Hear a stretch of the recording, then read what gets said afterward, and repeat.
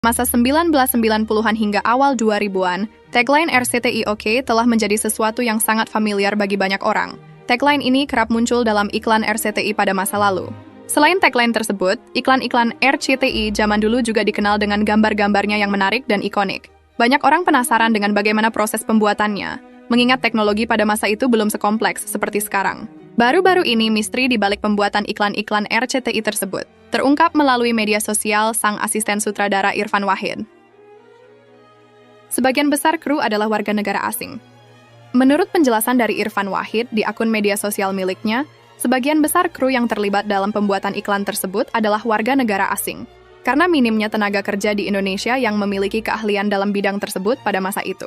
Irfan Wahid juga menambahkan bahwa sutradara iklan RCTI OK berasal dari Inggris dan kameramennya adalah orang Australia, sementara eksekutif produsernya adalah Mira Lesmana. Kisah menarik saat proses syuting iklan RCTI versi Rumah Gadang.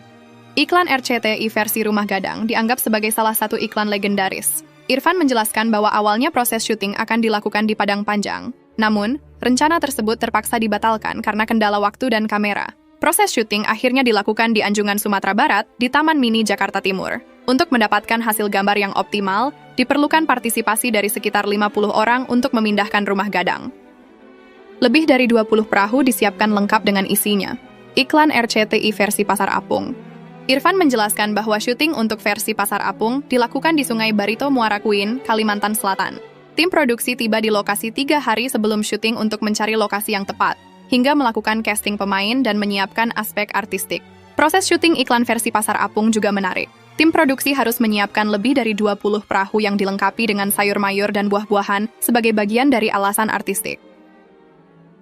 Teknik pengambilan gambar untuk iklan versi sawah dan GBK.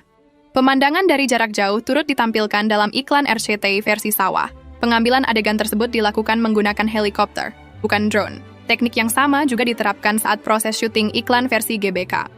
Irfan menceritakan bahwa syuting iklan versi sawah dilakukan di Pelabuhan Ratu dengan kamera yang terpasang di samping badan helikopter. Helikopter tersebut diterbangkan dengan jarak yang cukup aman dari objek agar tidak mengganggu. Sedangkan untuk versi GBK, Irfan menjelaskan bahwa proses syuting menggunakan kamera 35 mm yang dipasang pada helikopter. Iklan versi GBK disebut sebagai salah satu yang paling menantang dalam proses pembuatannya.